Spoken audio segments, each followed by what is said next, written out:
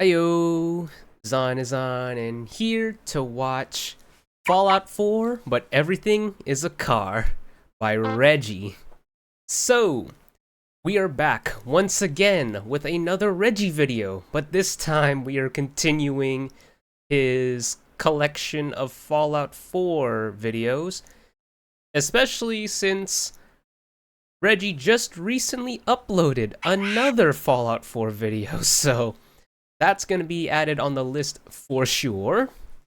But before we even get to that one, we must get to the cars first. So, everything is a car. I'm going to need at least a little more elaboration on that by how much of everything is a car. But either way, knowing Reggie's wonderful way of explaining games to me, I'm sure he will be enlightening me on his schizophrenic ventures with everything as a car. But I guess the question here is, since it's Fallout 4, how is he gonna go about it? What route will he do? He went down the path of Nuka-Cola during the Fallout 4 Nukes video. So, what will be his route this time? Either way, I'm very excited to see what Reggie has to offer. And without further ado, let's get to it. The year is 2077, and the American government has just finished research on— Oh boy, 2077. I feel like that combination of numbers is very familiar. The year is 2077, and the American government has just finished research on the forced evolution virus. This pathogen is single-handedly responsible for transforming people into Slavs. Shortly after, the world was What? Into Slavs. Shortly after, the world was plunged into new— So, I guess being a super mutant just means that you're a slob now, huh? Winter. Coincidence? I think not. It was definitely a bad time to be alive, but our timeline is even worse, because in this world, the virus doesn't evolve things into super mutants, it evolves them into cars. Oh dear. Every single household item is now a car. Oh no. Wait! Grandma's radio? Car. Collection of coffee mugs? Car. Your infant son? It's too late for him, I'm afraid. Oh dear. He hasn't even been transformed into like a normal car. He transformed into a toy car. Truly unfortunate. Even the very bullets inside of your gun, also cars. What? Okay. Alright. So that's where the twist is. So even your bullets are cars. Okay. That makes this very interesting. Simply put, 75% of the game assets have been replaced by cars. Okay, so obviously not everything, not 100%, but a good majority of it. Okay, I see your angle. And society is not coping with it very well. Lord have mercy. I don't know if we should be standing very close to that. These motor vehicles may seem innocuous, but they're actually ambush predators, and trust me, they will not hesitate. Oh no. Just imagine, you're just standing around, looking at the horizon, then just suddenly a flying car comes your way. Like, what do you do after that? I mean, assuming you even live after getting hit. Hesitate to put you down. There's only one man who could hope to restore order. Look at the car in the background. There's only one man who could look at that. Order to this world. Of course, I'm talking about Igor Bogdanov, because today we'll be playing as one half of the titular twins. Oh god, it's the Bogdanov twins. Wait! Didn't they, like, die? In an attempt to establish a thriving utopia and put an end to Carmageddon once and for all, can we single-handedly rebuild society, or will we fall victim to a cruel and unusual form of precipitation? There's only one way to find— Where did they come from? Okay, I'm starting to see the trend here. Cars getting stuck in places, they're being launched all over the place, and that's not even the ones that you're touching. find out. But first, a word from our sponsor, NordVPN. A Oh, hypothetical situation. ad. You're home alone browsing the internet when suddenly a gang of cyber criminals break into your apartment and start harassing you. Uh-oh. They're trying to steal your browser history and credit card No, information. my and info. You're powerless to stop them. However, all of this could have been avoided with NordVPN because Nord will protect your Yes, data and never let the VPNs. cyber criminals find you in the first place. In fact, all it takes is one I click swear, of a button, VPNs and you are can change really your a location to lifesaver. anywhere in the world, allowing you to access hundreds of region-locked TV shows and movies. Nord has also introduced Sam and some Cat, additional bruh. features, such I as their saw kill that. switch. When using other VPNs, there's a risk that you could momentarily lose connection to their Yeah, what was that? kill switch. I saw that. Freaking ASMR. When using other VPNs, there's a risk that you could Girlfriend ASMR. Cute and clumsy girlfriend accidentally commits vehicular slaughter. Ah, I see. It's very on brand for the video, huh? Is that like a legit video? I don't know if I want to look it up or not to see if it's even real. That's so specific. Babe, I didn't even do anything wrong. Stop yelling at me. I am in awe. What just happened? momentarily lose connection to their servers and compromise your data, but not with Nord. Simply enable the kill switch, and if you lose connection at any point, Nord will temporarily disable your browser, thus ensuring your safety and anonymity. Other than that, they also offer Threat Protection Pro to shield you from online malware, such as the 800 terabyte zip bomb full of Bonzi Buddy that I am actively sending to your Gmail. So what are you waiting for? Go to nordvpn.com/ReggieGames to try Nord. For a limited time, The internet is a scary place. protection and a Saley eSIM with up to 20 gigabytes. This will help you stay connected to the internet at home or abroad through affordable data packages, thus allowing you to avoid expensive roaming charges. Trust me, it's a small price to pay for your personal safety. Thank you, NordVPN. Now I would back to say the video. so. The nightmare begins in the character creation screen, because as I'm carefully sculpting myself to look like my body has received a face transplant that it is violently rejecting, I can already hear a symphony of collision sounds emanating from the hallway. Ah, Upon yes. further inspection, I open the closet to find 3 mid-sized sedans Ah, yes, because you had to open the closet to see what was inside.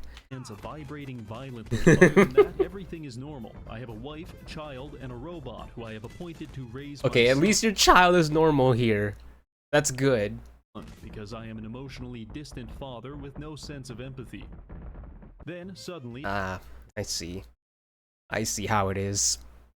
a broadcast comes on the TV. This entire area is about to be vaporized by nuclear weapons. So, obviously, I escape out the front door, making sure to lock my wife and child in behind me before Oh my. sprinting down the street in the wrong direction. I was about to say, you're going the wrong way, brother. Turn around, dodging and weaving my way through a series of cars as I race toward the fallout shelter. Many good people are left behind. I do not care. And despite Mr. Russell's best efforts, I'm the first one to make it to the elevator. Nice. I look behind me to see that my wife and child are trapped on the rear bumper of a Chevy Plymouth. Pay attention to the helicopter landing in the background, Oh. because it lands directly on top of a car, crushing it and setting off a chain reaction of explosions which killed the entire neighborhood. I was hoping No! it was just bad luck, but this pilot is nothing if not consistent. Eventually, I figure out the best approach is to just hide behind this container crate, wait for the cars to explode, then everyone makes their way to the elevator and we're in. Nice. In a world full of cars, you must get creative. Container crate, wait for the cars to explode, then everyone makes their way to the elevator and we're in. We're located Oh, at God. 111, where, unfortunately, the car virus has already spread. I follow Oh. a sex offender to the decontamination pod. Excuse so me? he can be tracked into Excuse me, what do you mean? What do you mean by sex offender? Is that not a doctor? cryosleep. I escape the Be- pod oh. 200 years later, where I am immediately greeted by the cold hard steel of a wheel hub assembly. Just get a few. You come out of the cryopod and the first thing you see is rim. Some things never change. My wife still looks tired, so I decide to let her sleep in. In a real deep sleep, The vault is now overrun with cars, some of which I'm able to sneak past, but most of the time I can't, and I have to punch my way through them until they explode. On more than one occasion, I have broken both of my arms doing this. I gotta imagine that your arms already hurt just from punching the cars until they are ready to explode. Luckily, the cars are packed so tightly that detonating one will typically initiate a chain reaction that clears out the entire vault. Right. Good news for us, bad news for the rad roaches. After a few more explosions, I make my way to the exit and ride the elevator up. We finally made it outside, where I bear witness to several cars majestically sailing through the skies. My neighborhood has been hit hard by the car virus, but this is nothing. Over the horizon, I see the Red Rocket truck stop spewing cars into the atmosphere. Lord have mercy. Oh god, those ones are stuck in each other. You may look at this and think, what's the big deal, Reggie? It's just some cars. Well, I'll oh no, please stop. I was gonna make like car jokes, like Cars the movie type jokes, but look at this, you've already beaten me to it. And not only that, you're proceeding to scar my eyeballs with these horrific images. Contend with the ever-present danger of a car falling from the heavens and pulverizing me. But thanks to a bug in the game, if I brush up against a car in the wrong way, there's about a 50% chance it'll just kill me. This happened to a bug? You're telling me a bug is causing this? Against a car in the wrong way, there's about a 50% chance it'll just kill me. This happened about a dozen times in the first hour of playing. But if we let our lives be governed by fear, then truly, the terrorists have won. So regardless, do it for him. Oh my, that's a wild thing to see. If we let our lives be governed by fear, then truly, the terrorists have won. So regardless, it's time to venture forth. We have two goals. One, destroy the Institute, because in Fallout 4, the Institute is responsible for every misfortune, ranging from gangland killings to erectile dysfunction. Oh yes, because that's absolutely the Institute's fault. So I guess the end goal here is the Institute, huh? So I'm just assuming they did the car thing too. And our second goal, rebuild society from the ground up. Our first stop is going to be Concord. If we want to restore order to this world, we're going to need the help of notorious war criminal Preston Garvey, and he's trapped inside this building. I made my way there and began... Was that Coney? Wading through the sea of cars that flooded the streets. I was struggling to make progress, because for every car I could climb over, the raiders were shooting out a dozen more. I snuck up on them and began neutralizing them with my own brand of automotive justice. I don't know if it's a good idea to be drawing the attention of people who have the ability to shoot cars. I will admit, car-based combat is pretty awkward, but by far the worst part is when you're in the middle of... Wait, did it bounce back? Car-based combat is pretty awkward, but by far... I'm surprised you didn't get binked in the forehead for that. The worst part is when you're in the middle of 100 cars and you hear the sound of exactly one of them catching on fire. You can try to run, but it's already too late. You're deep in it, bro. There's no escape. It's no use! That was a hard but valuable lesson to learn, because I realized I could clear out all of the bandits by simply finding a car on the edge of town and lighting it on fire. The resulting explosions vaporized everything apart from the occasional chunk of flesh. Clearly impressed, Preston invited us inside. In hindsight, I do not recommend going inside, because upon entering, you will be greeted by a cacophony of suffering, an orchestra of metal screeching and violent smashing. Honestly, don't even bother trying to navigate it. Also, don't even bother trying to destroy it, because I made that mistake the first time. I lit one of the cars on fire and tried to evacuate the building as they exploded. Instead, I left too soon, and the very second... Oh no, wait! No, because time freezes inside the building. Oh no. Came back through those doors, the entire building would detonate, killing me instantly. I've already watched the Russian Badger video on Fallout New Vegas, which that will be coming soon, probably later rather than sooner. Just to add insult to injury, the game also placed a quick save at this exact moment. Thank you, Todd, that was lovely. This left me with no other choice. I'm going to have to construct a bridge made entirely out of cars that span from the top floor of this building all the way across to the museum's rooftop access. So I prepared some rough sketches. Bro! Wait! and got to work. I started by sprinting So we're gonna make a bridge of cars, huh? I feel like there might be a simpler solution than that, right? my way up the apartment building, but unfortunately, the cars ambushed me on the surface after dealing with Oh god, it's just... Oh no, I'm gonna be laughing so much just by the random deaths that occur from just vehicles randomly either showing up and binking you or brushing up against the car incorrectly and then just getting knocked down anyway. that. I climbed onto the roof and began the construction process. Making a giant pile of cars might seem simple enough. Yeah, phone call, phone call, phone call. Alright, let's go back. Climbed onto the roof and began the construction process. Making a giant pile Alright. of cars might seem simple enough, but there's a few things I need to warn you about. First, you may feel tempted to use the shotgun because it fires 9 cars at a time. I mean, yeah, that would be a good idea, but care to explain why it's not? However, the collision damage from 9 high-velocity sedans will cause a grease fire, at which point I highly recommend running as far away as possible. Just kidding, it won't make a difference anyway. Second tip, You didn't even make it down before you died. isn't actually a bridge. It's much closer to the ball. Wait. Second tip, this isn't actually a bridge. It's much closer to the ball pit at McDonald's. Bro, wait. Bro, you just launched yourself because you hit the freaking floor. Because if you're not careful when jumping, you'll slide right through the cracks and be forever entombed in your own personal sarcophagus. At which point, there's Oh only god, one way out, they even closed itself off. and it's not in one piece. Other than that, it really just comes down to luck. In my case, it took about 30 minutes and 97 cars for me to finally make it Damn, you counted too. across. Several days later, I found out you can actually just jump to the roof from this nearby church. Oh my god, there was a simpler solution.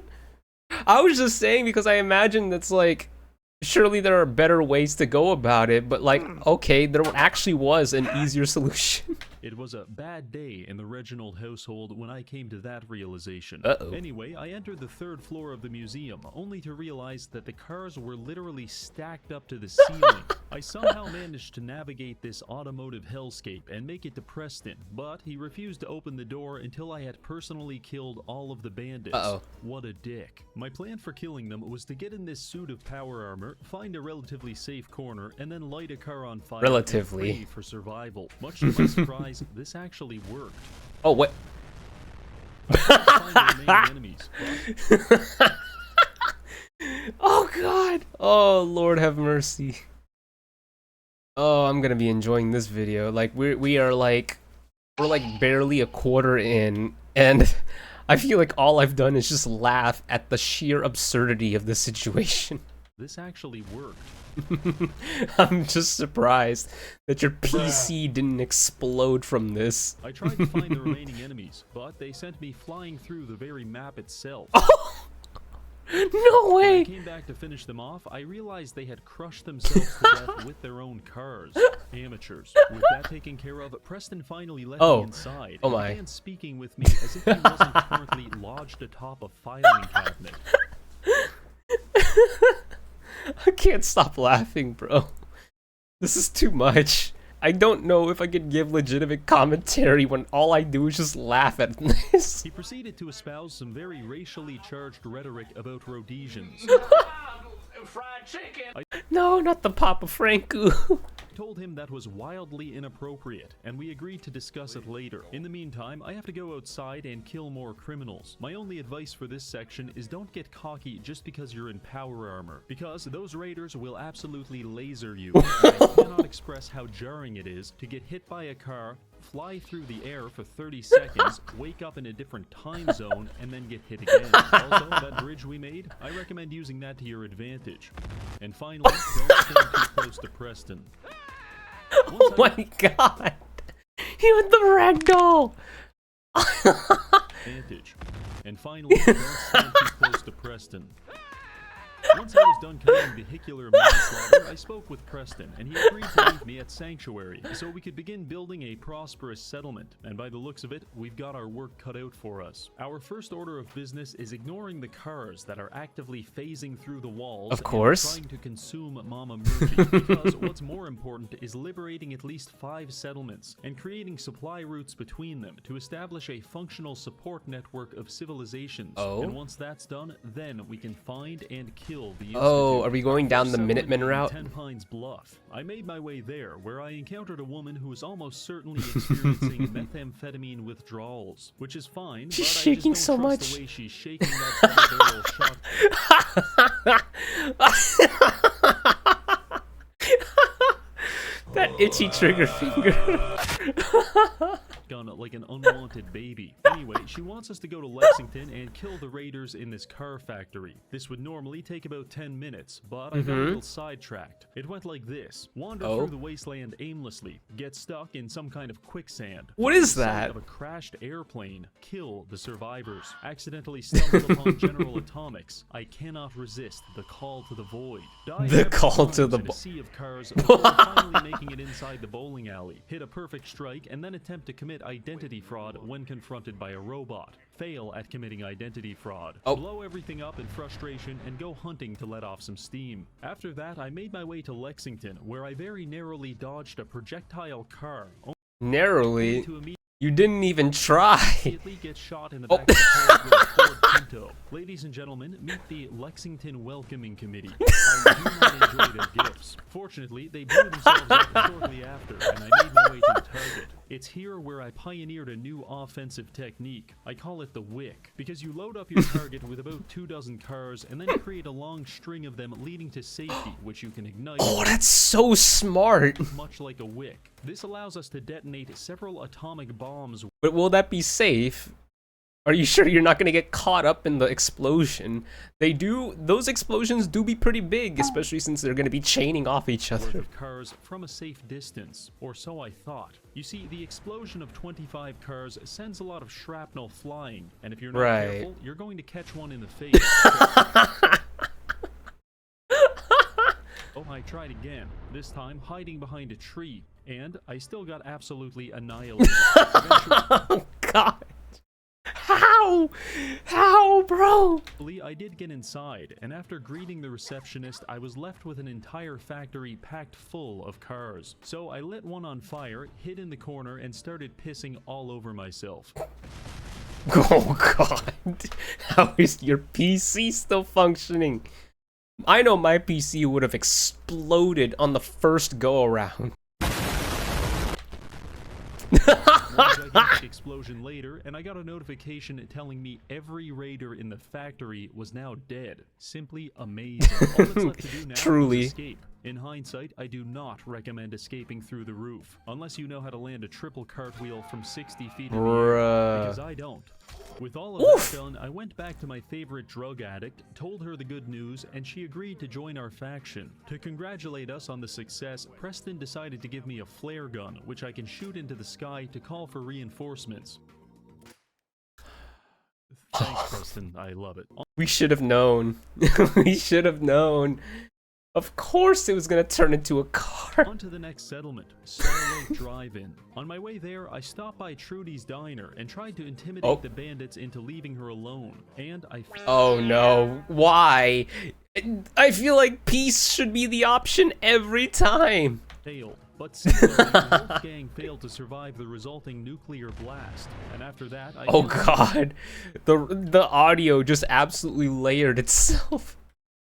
Wolfgang failed to survive the resulting nuclear blast, and after that, I found Simone engaged in a life-or-death battle against Trash Can Carla, a duel which they both lost. Following this, Trudy sold me some radiation medication for all the plutonium I've been inhaling, and then I was on my way. Clearing the Oh my for God! all the plutonium I've been inhaling, and then I was on my way. You know what? That's practically a rocket jump right there. A car launch. Clearing the drive-in was simply a matter of filling it with vehicles, beating one of them with a tire iron, and then watching as a dozen mole rats go up in flames. That makes 3 settlements in total, with 2 left to go. Nice. Also, I was about to say something stupid. I was gonna say, why use a tire iron? Why don't you just shoot them? But then I realized, oh wait, you can't shoot them because it's just gonna shoot more cars. And next, we're heading to Oberlin Station. On my way there, I was presented with a tantalizingly tempting opportunity. A Pulowski preservation shelter surrounded by yet-to-be-exploded cars. Obviously, I had to put this to the test. And while I was expecting to be turned into a human smoothie, the shelter actually worked. Wait, Following what? This, Wait, really? Those things actually work? After all these years, how am I only just now learning this? Met the leader of Oberlin Station, who complained about being victimized by a gang of violent criminals operating out of Backstreet Apparel. Don't worry, lady, I'm a fucking psycho. So I made my way to the fens and of course you started are. fighting through each neighborhood in close quarters urban combat. This area is teeming with suicidal super mutants. Okay, forget the PC. How can you even see at this point? Your retinas would be burned. Rabid animals, trigger-happy bandits, and around every corner, there's a car waiting to rip your face off. For these ailments, Dr. Reginald prescribes live hand grenades. Use these well, and they'll make your life a lot easier. I'm honestly surprised that the grenades are not turning into cars. And their life a lot shorter. Just watch out for the mega cars. I spotted one of these at the end of the street. Mega cars? How do you get that? To it like some kind of siren, but once I got close, it launched a car at me, at which point I decided it had to die.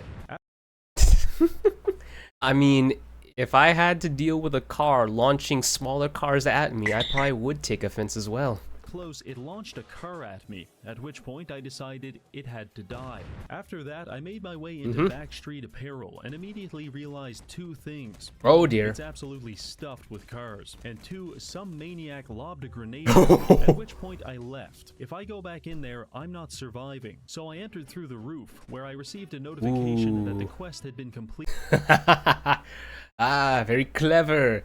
I probably would not have done something that smart. I probably would have either accepted my fate or I would be sitting in the front door figuring out how am I going to get through this without thinking about any other alternative entries. Jeez, I wonder what happened. Oh Briefly boy. Exploring the building, I sifted through a medley of human body parts. Some died in their sleep, others hard at work. The only known survivor was a singular teddy bear on the toilet. Very cool. I'm impressed that it was not affected at all. In fact, I am impressed that the bear did not become a car to begin with. The mission is complete, but since I was in the area, I thought I'd stop by Diamond City to see how it was coping with the whole carpocalypse thing. I approached Piper, but felt extremely uneasy about the car dangling. Oh, that's such... Oh man, that car is radiating aura. Over her head. My suspicions were confirmed when it smashed my skull into a million pieces. Yo, that's so perfect. My suspicions were confirmed when it smashed my skull into a million pieces. After respawning, I can confirm that this car, in specific, is an absolute bastard. When I did eventually get inside, things weren't looking so good. The cars were blocking access. I mean, it doesn't to look as several bad. homes and storefronts, and at least a dozen people appeared to be homeless as a result. Also, within minutes of being here, I witnessed a man pull a gun on his own brother before security guards blew his head off with a car. This place has gone to hell. So I promptly left, only to be crushed by automotive precipitation within seconds of leaving. But it's not all bad, so that's the while I clip. was there, I pawned my wedding ring to a Spanish man. Bruh, that's just foul, man. Just pawning off your wedding ring? Bruh. How much was it? Only 86? Man, you could have made off with more. Pawned my wedding ring to a Spanish man in exchange for a long-range scope on my rifle and a silencer for my pistol. Now my enemies will never know what hit them. With that, I decided... That's okay, you know what? I was gonna say, what's the point of having a silencer? Oh, you know what? It won't alert the others. Decided to head back to Preston for our final mission, and my transit was accelerated substantially when I made the mistake of jumping on this pile of cars and getting launched into a ditch 300 feet away. Following this, I spoke with Preston, and he assigned me to help Nordhagen Beach. That is insane, though. when I made the mistake of jumping on this pile of The cars, it's like they all just started floating. cars and getting launched into a ditch 300 feet away. Following this, I spoke with Preston, and he assigned me to help Nordhagen Beach. On my way there, I encountered several things. One of them, a junkyard full of cars that I can't blow up. Terrifying. For some reason, I felt a deep personal need to conquer this area in specific, so I tried. Yeah. This was a mistake, because I spent the next 30 minutes dying, being lit on fire, or my personal favorite, being chased through the woods by a suicide bomber, accidentally blinding myself, and then getting attacked by a black bear that I can't even see. Oh my god, you're just catching a stray by a freaking bear. It wasn't even the thing that you were trying to defend against.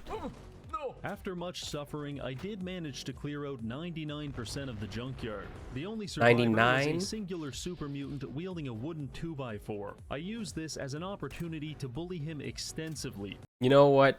Fair. I probably would be doing the same. Until I got bored, lodged him in some construction equipment, and meleeed his foot until he died. Abusing him in this way channeled some feeling similar to melting an ant with a magnifying glass. And personally, I liked it a lot. Oh god, that's horrifying. You know, I always hear about people doing that. I don't mess with ants like that, but I can't help but feel bad when people do that to them. It's just like, bro, you're doing the most. Just step on it. After this, I came across a robot racetrack where these bandits are betting money on which robot is going to win. Was this in the game? Have I never come across this? Very exciting. Possibly more exciting is that I snuck upstairs, hacked into this computer, and found out there's a button to detonate all of the contestants. The level of free will that I didn't have in this moment was possibly akin to demonic possession. Oh god, oh yeah, no, that's absolutely demonic possession right there. I'm about to go. Because I could not stop myself from pressing that button. The bandits did not appreciate this. How do I know that? Well, there's only so many ways to interpret being lit on fire, shot with an automatic rifle, and drown in the ocean. So, yeah. I took that as my cue to leave. So, I went to the beach where Hit you with that long shot. this woman tells me about feral ghouls stealing and eating her children. And while I respect Germa's a feral ghoul. the hustle, I need to put them down. Arriving at the ghoul's hideout, I go inside, and what do you know? It's full of cars. So Of course. full, in fact, that I can't even stand at the front door without the cars crushing every bone in my body. The desperation I felt in this moment drove me to pioneer a new car clearing technique. I lit a car on fire and counted how long it took to explode. Then, using that information, I went inside, ignited a car, and perfectly timed my exit just as the whole building went nuclear. After that, No way. I took a few deep breaths and went back in. It worked like a charm. What? How do you think of this stuff? I'm a little too unga boonga in the head to ever think. In fact, not only is the quest complete, but it's literally raining body parts inside. With that finished, we've got 5 settlements under our control, and Preston wants us to go reclaim the Minutemen Castle and declare that our capital city. So I began making my way there. When will you learn? A few things happened along the way. For example, I encountered a demented man eating imaginary noodles out of an empty bowl. I briefly considered euthanizing him on the spot, but I decided to speak with him first. Damn, you were that close? This was when How did he not get offended by you aiming at him? I realized just how bad his mental disorder was, because he's from Boston. But no, that means you're smart. Oh no. Super smart. He's trying to sell me a credit card and won't take no for an answer. A credit card? In a nuclear wasteland? After I call him a con artist, he drops the hard R on me. Retard. Well, What the? Wait, is that actually in the game? Parker Quinn, I might be retarded, but at least I'm not retarded enough to eat ramen noodles in the middle of 4 flaming cars. After they exploded, I searched his body. This chaotic lunatic didn't even have a credit card in the first place. After that, I met up with the Minutemen outside the castle, where we were immediately beset by mirelurks. It was at this moment I learned that AI are not to be trusted with automatic rifles, because they'll either crush themselves in a vehicular avalanche, or accidentally shoot you into the nearest brick wall. After dispatching the crabs, our assault on the castle began, and I spent the next 10 minutes running around killing mirelurks and dodging drunk drivers in my underwear, which was great, but my teammates were quickly saturating the entire castle. Damn, look at that. In my underwear, which was great, but my teammates were quickly saturating the That's like low-key satisfying to see. entire castle with cars, meaning that every 30 seconds my screen would turn black and I'd have a 50% chance of dying. And that chance increased exponentially when the Queen Mirelurk decided to show up. She was spitting acid and generally giving off bad vibes. So me and the boys started lighting her up, and just as I was about to throw a grenade and turn this whole place into a fish market, a soft shell crab punched me 40 feet into the ocean. This knocked me out and left me drifting through a sea of aqueous feces, but eventually I came to my senses, tossed a frag, and it was all over. Sheesh. To celebrate, Preston decided to give the world's most poorly timed speech next to a few flaming cars. In case you're wondering, there were no survivors. After that, I spoke with a dirt-encrusted woman who appears to have spent the last 8 months face down in the mud. And instead of asking us for a shower, she wants to go into the Minutemen tunnels, fight our way to the armory, and build an artillery emplacement. So we did. What happened? Build an artillery emplacement. Ooh. So we did. Long story short, I found a decapitated alcoholic, stole his clothes, killed an angry robot, and built this. Very nice. After that, Very cool. Also, does that mean that the lasers don't shoot cars either? Killed an angry robot. So you can have grenades and you can have laser guns. And built this. Very nice. After that, Ronnie gave us some smoke grenades and told us to call in an artillery strike with them. I gave it my best shot, only to find out that even the smoke grenades are No. What? Oh, that's real nice. cars. No. No. In this moment, a wave of existential dread washed over me as I realized I'm basically King Midas, but for cars instead of gold.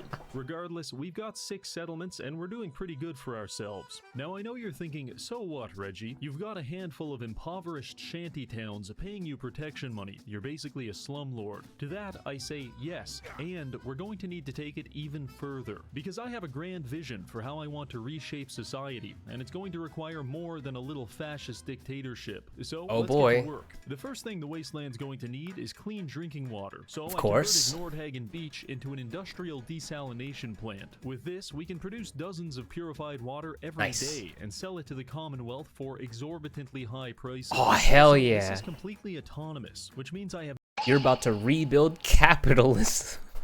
no financial incentive to provide any quality of life to the 2 settlers which I have trapped inside. From here, I went to 10 Pines Bluff and established a carrot farming operation. You may notice I encased the entire settlement in a thick layer of concrete. That's for added protection, and also because I don't believe in photosynthesis. Yeah.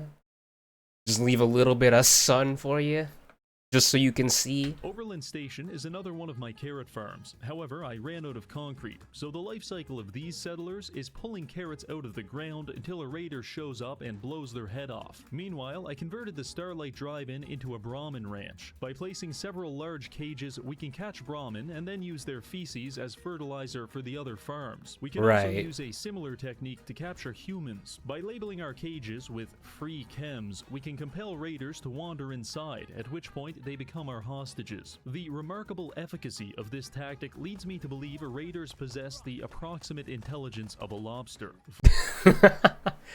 Bro's getting bullied. Finally, Sanctuary was converted into a penal colony to punish settlers that didn't meet their productivity quotas. All of the inhabitants were forced to sleep in an unlit metal warehouse, which could only be opened from the outside, meaning that if I forgot about them for a few days, they'd have to start harvesting each other's body hair for nutrition. On the occasion where Oh no, not the human cake. Or is that hair cake? I know, I remember the cake series. I just can't remember which one's which. It's been a while since I've seen them.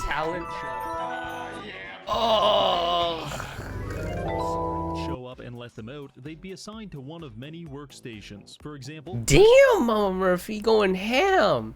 Kristen and Mama Murphy were usually working the wheat fields. Doesn't sound too bad, until you realize I'm pelting them with automated paintball guns for the entirety of their 18-hour shift. While the paintball fields aren't great, things could be much, much worse. Because you could be stuck in the pillory, where I use a softball pitching machine to lob empty beer bottles at you until the sun goes down. This burns through a lot of bottles, so I typically spend my entire day here drinking whiskey and pissing myself. In my drunken stupor, I also experimented with the idea of a gladiatorial arena where settlers would fight to the death for my amusement. It didn't take long for me to realize why this was a bad idea. For lesser offenses, I also have a humiliation station. Look at this fucking moron. Your underwear and fire all of your personal belongings out of a comically large mortar. For everyone else, they're assigned to stationary bicycles that provide power to the entire settlement. Also, I can literally program the bikes to shock their testicles if the settler isn't pedaling fast enough.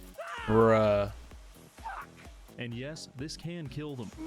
Honestly, damn. this is the beating heart of my whole faction, and I shouldn't even call it a penal colony, because they're free to leave whenever they want. They just have to make it past the gauntlet, a series of rotary blades that will not hesitate to put you down. You see, here in my factories, the worker does not own the product of their labor. In fact, they're not even entitled to the sweat of their brow, because that belongs to the desalination plant. Instead, they are afforded the privilege of living in a car-free society, and I think that makes it all worth it. Now you may be wondering, Yes, just go through all this abuse so that way you don't get attacked by random cars. why I chose to farm these things specifically, and I'll tell you. It's because at the castle, I have created the largest macaroni and cheese factory in the entire world. A title which is substantially easier to hold in the post-apocalypse. By using the carrots, wheat, and purified water from my settlements, in addition to plastic waste that I've pulled out of the harbor, I've been able to build and operate 8 full-time food processors, which are churning out Blamco mac and cheese around the clock. Now come here, I want to play a little game with you. When you look at this fully automated factory equipped with vacuum hoppers, logic circuits, and a laser tripwire sorting system, all powered by a fusion reactor, which of these things do you think I had to get from a mod? First of all, very horrific mod that you have in the background there, yeah? Furry Fallout? Nah, that's crazy. And those look horrifying, like, look at some of those. But yeah, no, I don't mess too much with, like, the base building aspect in most games, to be honest. But do tell me, which one is the mod? Well, I'll tell you. It was the goddamn upward conveyor belt. That's right, Todd sold us a factory building DLC without any upward conveyor belts, which is made— What is happening in that background? Yeah? Which is made even worse by the fact that he did give us downward conveyor belts. Okay, that's just adding insult to injury right there, yeah? You give us the down, but you don't give us the up? 16 times the detail. He can't keep getting away with this. Anyway, according to my calculations, I have no idea how much macaroni and cheese I'm making, but my best approximation is about 69,120 boxes every single day. Nice. I can then take this abundance of delicious and non-perishable food and distribute it to the Commonwealth, raising thousands out of famine and ending countless food-related conflicts. I mean, hey. At least you're doing some good. Or at least, that's what you'd believe if you were a federal agent. Because the reality of the situation is this whole thing is just one big cover story. In fact, deep within these tunnels is an insane man cooking methamphetamine in his underwear. It's me. I'm the insane man. Yes, indeed. I'm making 69,000 boxes of macaroni every day just to conceal my real operation, which is the manufacture and distribution of a highly addictive narcotic called Jet. You see, the fertilizer isn't actually for the farms. Simply put— Oh yeah! I forgot. Jet is like made from like Brahmin feces. Disgusting. Jet is an amphetamine derived from Brahmin feces, and with almost 20 that's Brahmin right. at my settlements, I'm able to pump out dozens of it every single day. I'm selling it to everyone. You gotta imagine, like, this is essentially a drug made from animal poop. And you have to, like, inhale this stuff. I suppose it's not really that much different than, like, cat pee. single day. I'm selling it to everyone, even children. This little bastard can't get enough of the stuff. Oh, and all those bandits we've been killing, they were just rival dealers. Simply put, we've got a monopoly on this whole thing. But I'll be honest, running a drug den within a macaroni factory does get a little complicated. And I imagine. I'd be lying if I said there wasn't the occasional slip-up. Ooh, this pasta got me wired. The fuck are they putting in this shit? But listen, this little secret stays between you and me, because while I could be making millions selling pasta and purified water to the masses, I actively prefer making thousands by creating the next crack epidemic. So with all of that out of the way, I think it's clear that we've rebuilt a functional and prosperous car-free society. Damn, so you over here just distributing drugs to the local communities. That out of the way, I think it's clear that we've rebuilt a functional and prosperous car-free society, and I for one am filled with confidence when I consider our prospects for the future. The only thing left to do now is to destroy the source of the cars, which is the Institute. It's going to be a lot of work, so let's try to get through this as quickly as possible. At the start of the game, I allowed the Institute to steal my son Sean, because now I've got a man on the inside. All I need to do is find him. I went back to Diamond City to hire a private detective named Nick, but he himself is also missing. His secretary asks us to find him, so obviously I extort her for money. I do have 125 caps. More money. Fine. We'll make it 100. Even more. I was gonna say more. You win. 200 caps is all I have. That's why charisma's so great. Okay, that'll do. Let's go get him. From here, I very carefully exited Diamond City. I hate it here. I hate it here. Began my search, during which Like, bro is so scared that he's gonna die by this random car as it ascends. From here, I very carefully exited Diamond City. I hate it here. I hate it here. And began my search, during which I stumbled into a building called the Combat Zone. I know the name sounds bad, but the house rules clearly state no combat outside the cage, so I assumed I would be safe. This assumption was very quickly proven wrong when I was shot into a door and beaten with pool cues. However, combat was quickly for rule breakers, and the entire building exploded shortly after. I got up, made my way into the cage, spoke with a burn victim, not sure if he looked like that before the explosion, and then he gifted me an indentured servant named Kate. I know that sounds like a good deal, but she's a violent Irish drug addict who will sexually harass you at every opportunity. I took Yeah, just casually pulling up minks. I imagine Kate's not that bad, but like, I just never used her. I just used everyone else. Kate to a nearby lake with the intention of drowning her, but instead I stumbled upon a sea monster named Swan. He's submerged underwater, and if you disturb him, he will beat you to death with an anchor. So instead, I began carefully and deliberately distributing cars all over the area. After about 30, I heard him wake up, so I tossed a grenade and ran away with all 7 of my friends. After my screen cleared up, I found that his headless corpse had been launched over 100 feet into a nearby alley. This allowed me to pick up the furious power fist from his body. This bad boy can destroy cars in 3 hits. This is a big power spike for us. Anyway, after that, we descended upon the subway, which led us to Vault 114, where Nick was being held by raiders. These criminals think they're safe just because they're living inside of a vault. But what they don't know is that I'm currently addicted to every chemical substance in the game, and I've perfectly timed my withdrawal symptoms to hit at the same time. And when that happens, I'm going to kill everyone. People, hurry! Get in the way! I'm committing vehicular manburger helper. Sheesh.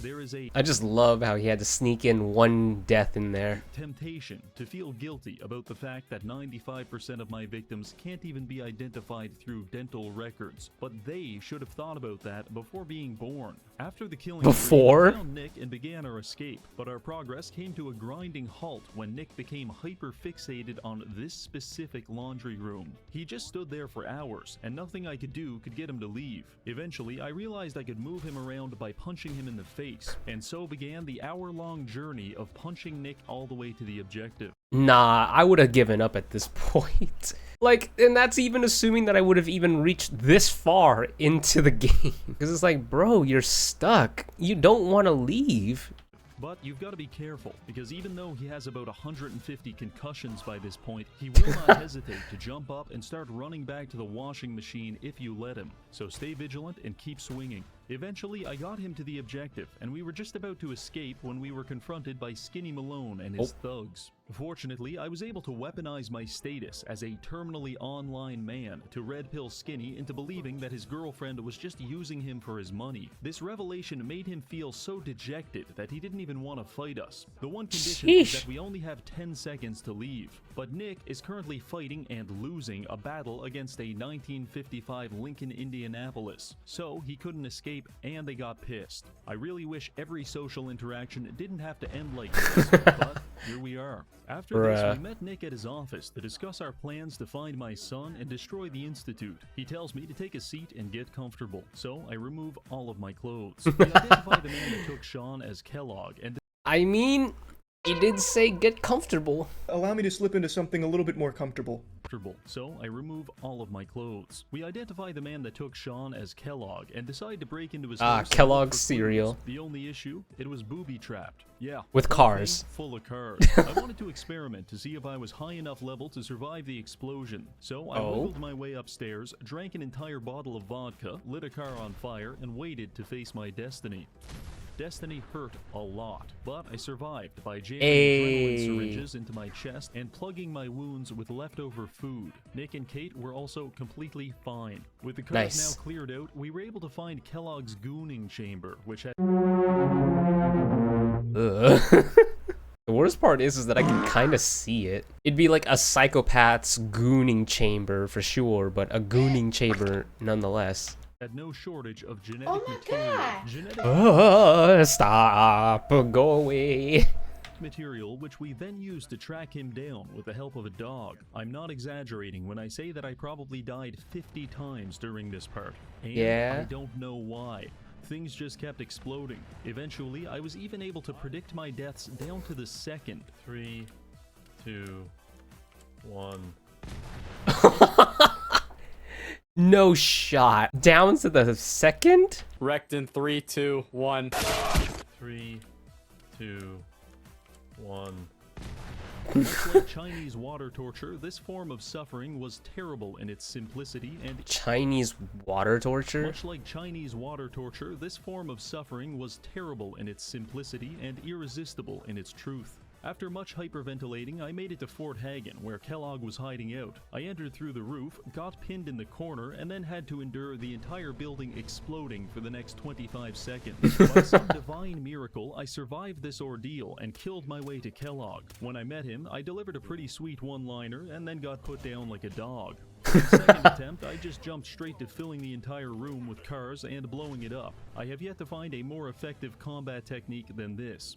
I mean, it's effective enough. That's for sure. After this, it was back to Nick's to discuss what happened. Kellogg didn't give us any information on account of the incident, but Nick tells me there's a voodoo shaman that can read people's minds, which is convenient. Oh, hey, it's Fauna. That can read people's minds, which is convenient because I just so happened to scoop up a fistful of Kellogg's brain matter back at Fort Hagen. So we make our way to Good Neighbor to meet the doctor. Why though? You have a spoon, so why grab a fistful of Kellogg's brain matter back at Fort Hagen? So we make our way to Good Neighbor to meet the doctor. Within 60 seconds of arriving, a man extorts me for protection money and is immediately stabbed to death. Looks like someone was paying their protection fees. After that, I head to the... What was his name again?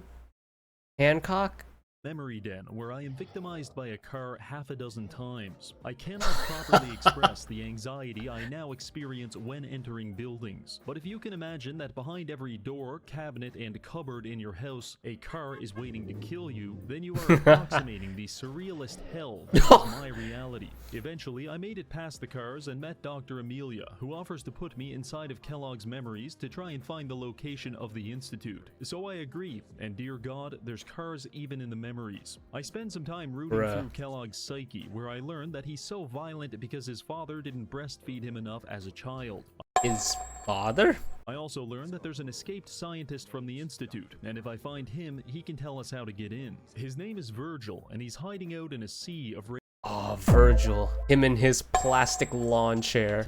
So I very carefully navigated my way to the nearest clothing store, making sure to die several times in the process, after which I bought myself a hazmat suit. This should mitigate the radiation from the glowing sea. On our way there, I observed the arrival of the Brotherhood of Steel. They've got all kinds of helicopters flying around, but they're not coping very well with the local anti-air defenses. Anyway, I arrived at the glowing sea and equipped my suit, giving me near 100% radiation immunity. Kate, on the other hand, well, she's pushing the theory of radiation hormesis to its upper limits. Honestly, once you get past the prostate cancer, the glowing sea isn't too bad. I fought a few things, realized the utility of a double-barrel shotgun, and then absolutely humiliated this Deathclaw. Proceeding a little further led us to the Children of Adam. They're basically a cult that worships radioactivity, but despite all of their brain tumors, they were actually quite helpful. They told me that Virgil is holed up in a cave down the road. To reward them for their cooperation, I decided to release the radioactivity trapped inside of these cars by blowing up their entire settlement.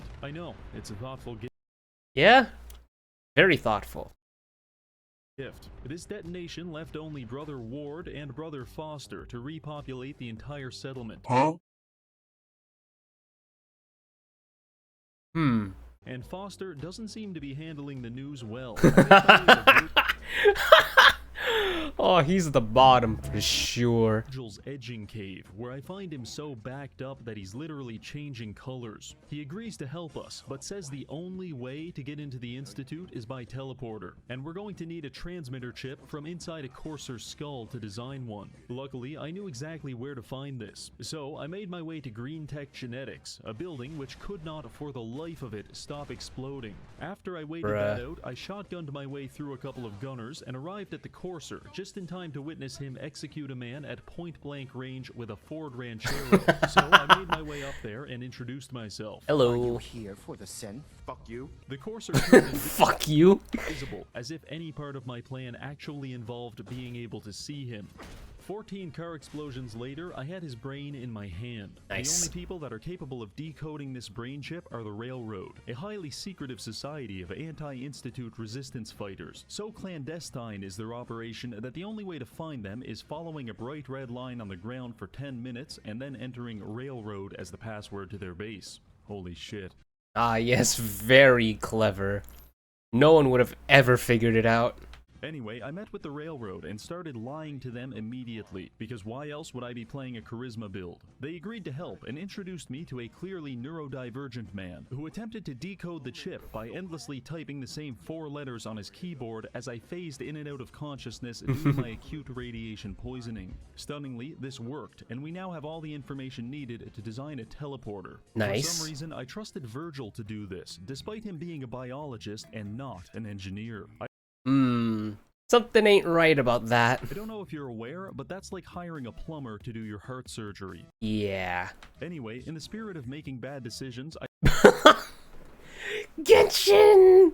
Bad decisions! To be fair, any gacha game would be a bad decision to make, and that's why I have made several bad decisions. I took Virgil's teleporter schematics to Sturgis to build it, despite the fact that I have personally witnessed him hammering a wall with no nails for over an hour. If that wasn't bad enough, he came back and told me we could build this space-age teleporter using the random garbage lying around our slums. So I did. But I have never felt less confident about something in my entire life. Regardless, he flipped the switch and teleported me into the Institute, where I then took the world's slowest elevator downstairs to find my son Sean, who, for some reason, is scared of the naked man smelling of vodka with a bloody power fist. Ah, geez, I wonder why. Because he's claiming that I'm not his father. Shortly after, a character named Father enters the room and introduces Sean as his son. And the product of my semen is my son's. Short. Long story short, Father is my son, and Sean isn't even human. Bruh, that is a wild Vince McMahon clip. Long story short, Father is my son, and Sean isn't even human. In fact, he's a Redditor. My father. Oh no, that's even worse. Lines of dialogue trying to convince me on the merits of dating femboys. Please try and keep an open mind. This is insane. Right, wrong, irrelevant. Oh my god, wait, why does that actually kind of work? Bro. Please try and keep an open mind. This is insane. Right, wrong, irrelevant. It really is humanity's best hope for the future. Maybe I don't know. I've been a part of something amazing here. And now, after all these years, you have an opportunity to help with that. It was all very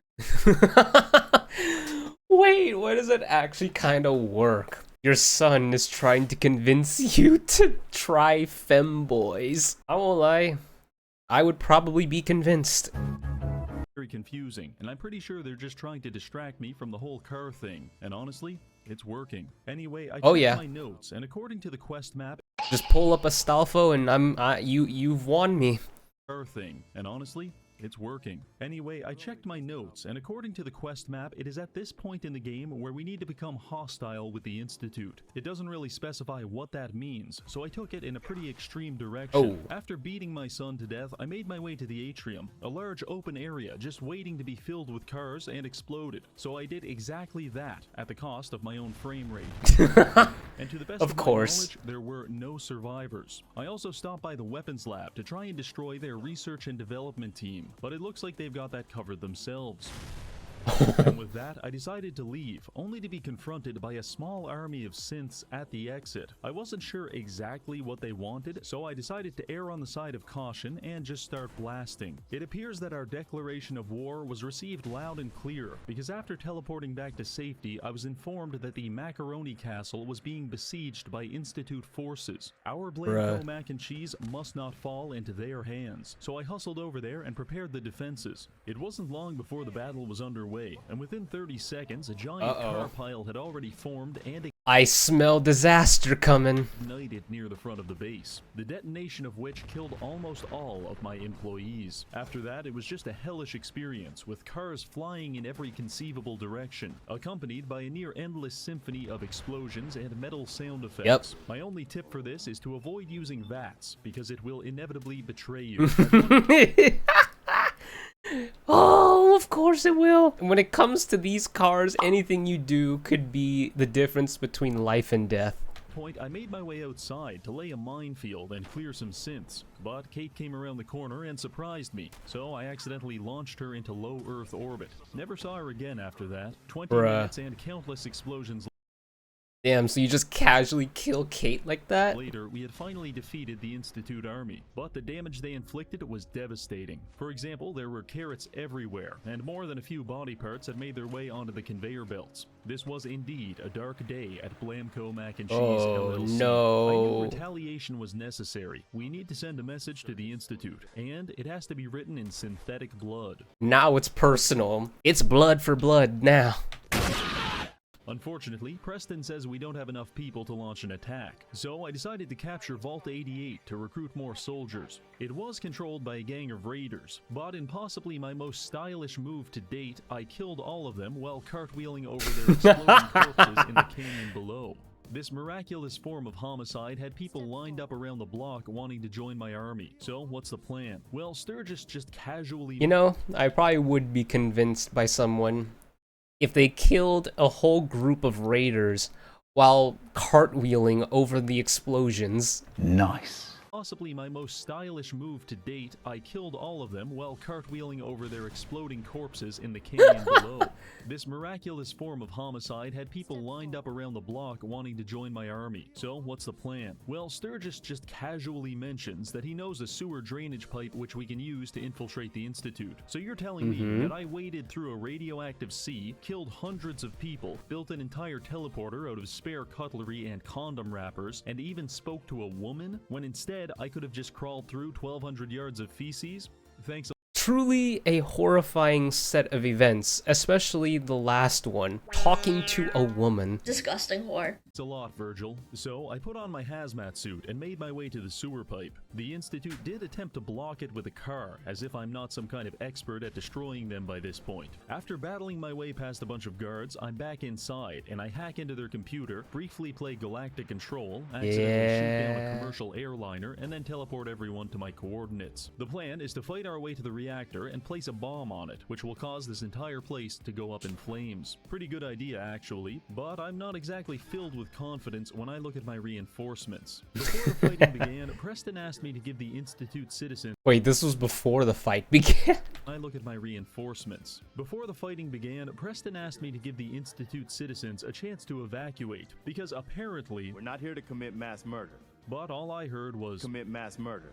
So I put on my finest genocide tuxedo and we got to work. Before long, my team— Preston. Your first mistake was trying to find reason within a psychopath. had made their way to the bioscience department, where I tactically neutralized several highly dangerous scientists. Oh my. We were briefly attacked by guerrillas, very briefly, before making our way into the main Attacked by gorillas? They didn't even move. chamber. At this point, things got really messy. Oh my god. Very briefly, before making our way into the main chamber. At this point, Just imagine you're just trying to shoot, and you slowly, like through VATS, through bullet time, you just see a car slowly reaching towards you. things got really messy really fast, and it's all kind of a blur. But I'm pretty sure I punched someone's arm off. After several extinction-level explosions, I disabled the security lockdown and accessed the reactor room. There, I carefully planted the bomb, while almost certainly developing cancer. It's now time for us to make our escape. You know, given the amount of radiation that you had acquired just by blowing up and being near remnants of exploded cars that in fact are powered by nuclear power, I'm surprised you don't already have cancer. But on the way out, I'm approached by fake Sean, who all of a sudden wants to be my son just to avoid dying in a nuclear explosion. You Bruh. can't just leave me here. I don't want to die. Well, too bad, kid. I don't date gold diggers. That's not happening. So we teleported out, and I pressed the biggest and reddest button of them all, instantly vaporizing the Institute and destroying the source of the cars once and for all. It's finally over. Oh, and Preston did have a mental breakdown because I didn't evacuate the civilians, but he'll get over it. With the Institute destroyed and— I mean, hey, it's like, I feel like that's a lesson learned right there. Don't reason with a psychopath. my colonies prospering, it's safe to say we've been very successful, and I believe success is something that's meant to be shared. Personally, I can't think of anyone more deserving than the fine people at Diamond City. They've helped me on numerous occasions, which is why I've including that time when they bought my wedding ring off of me. decided to donate to them 100,000 boxes of Blamco mac and cheese. Only? That's like barely anything for you. It is my hope that this will be received as a sign of goodwill that might bring our factions closer together. The only problem is that my factory doesn't process things while I'm away. Thanks a lot, Todd. So I went back to the castle, sat down in my finest chair, and left my PC running for the next 36 hours. Bruh, nah, I couldn't do that to my poor PC. My PC needs to live. That's why I haven't played Oblivion Remastered, because that thing cooks my PC. The time I returned, I had become a pasta god, and it is now time to reward my subjects.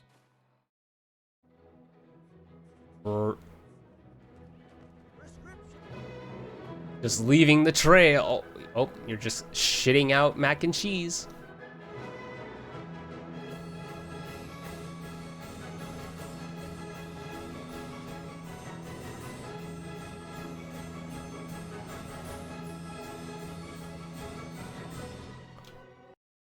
An explosion of mac and cheese. Well, there it is, 100,000 boxes of Blamco mac and Damn. cheese, enveloping Diamond City like a warm blanket. However, there were no celebrations, no fireworks, and the city was not undergoing the massive cultural and scientific renaissance that I was expecting, and I didn't understand why. It's perfectly good food, but upon closer inspection, it became obvious. All of this pasta is uncooked. No wonder they're not eating it. So what we need is heat, the byproduct of an exothermic reaction. An exothermic reaction, such as a car.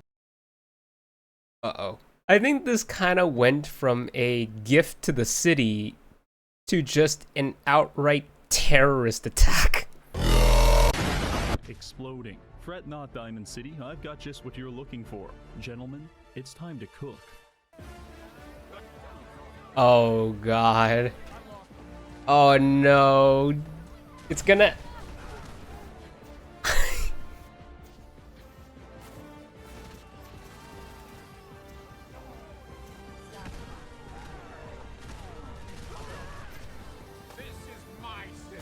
Yeah, no, this is just straight up terrorism. Well, that does it for this video. We've saved the world from an automotive apocalypse and ushered in an era of abundance and tranquility. Thank you to this month's patrons for supporting Yes, the channel. abundance and tranquility. I'd probably say just an abundance of explosions and a tranquility of death. And finally, thank you for watching. Hey! Woohoo! We have made it to the end! Yay! That was fun. That was very fun. I enjoyed that quite a lot. I don't know. I kind of feel like I just spent most of this recording just laughing the whole time. Because it's like, bro, you're just getting launched by cars every few minutes, almost every second at this rate. And then, like, if it's not the cars that are launching you, it's the cars exploding, it's the people shooting at you with cars. Oh, Lord have mercy.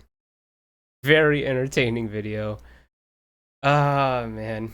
And as you can see here, this is the latest upload from Reggie that I will eventually get to. But I do want to cycle through some of the other YouTubers that I have reacted to, while also touching up on ones that I had not reacted to yet, to so that way I don't get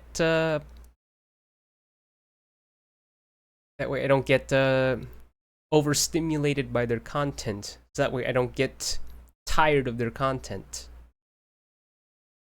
Because I don't want to experience any burnout or anything. So that will have to wait. But very good video, Reggie. I enjoyed it a lot. And I think with that being said, I will leave it off here. So I will see you in the next video, whenever that is. But until then, bye-bye.